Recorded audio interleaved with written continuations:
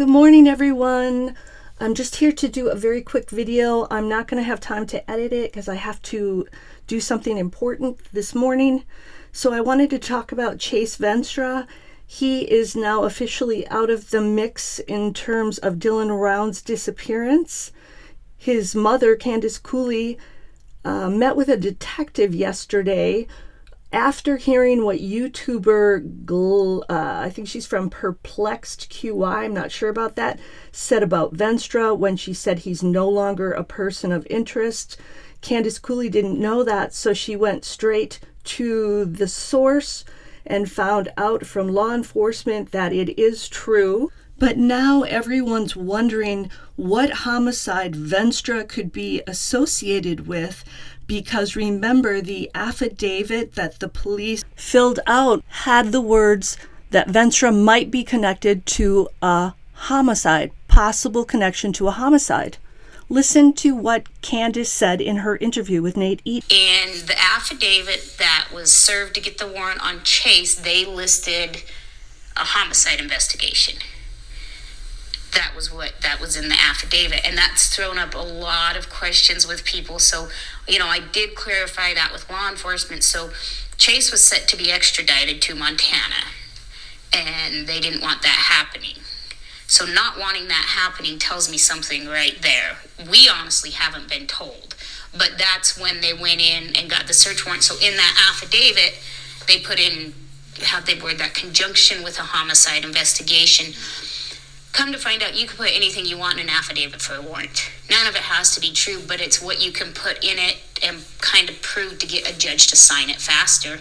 And that's what held Chase here. Okay, so I guess we could summarize it by saying the police obviously believe that these guys might know something. Correct. Or that they're tied into it. But again, they have not to this point been charged. You were a felon with firearms, but you had stolen ones, which they're pretty sure he stole.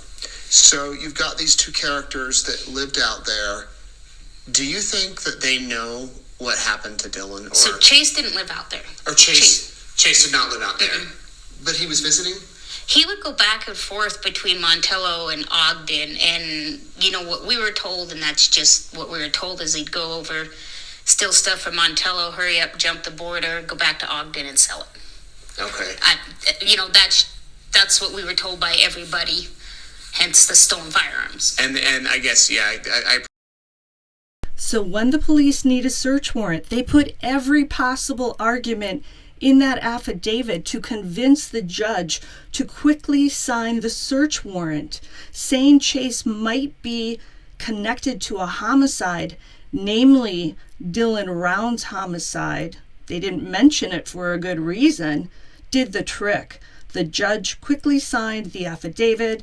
They got the search warrant, and they were able to get into Venstra's residence. But later, we know that Chase was seen in a Little Caesars 200 miles away on that Saturday, and I think that detail got lost somewhere along the way, and apparently he was too far away to actually be involved.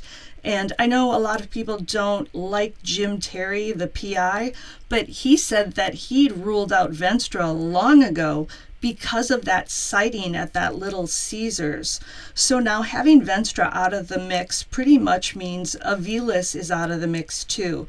So now we're narrowed in the field of potential perpetrators.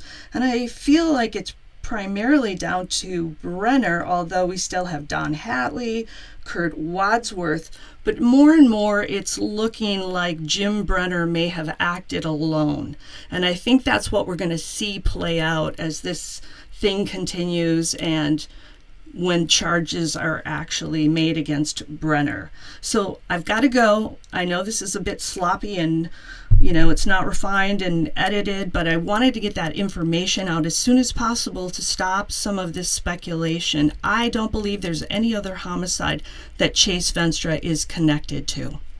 Until the next time on Bed Crime Stories. And now I'm going to have a cup of coffee because I'm still not quite awake.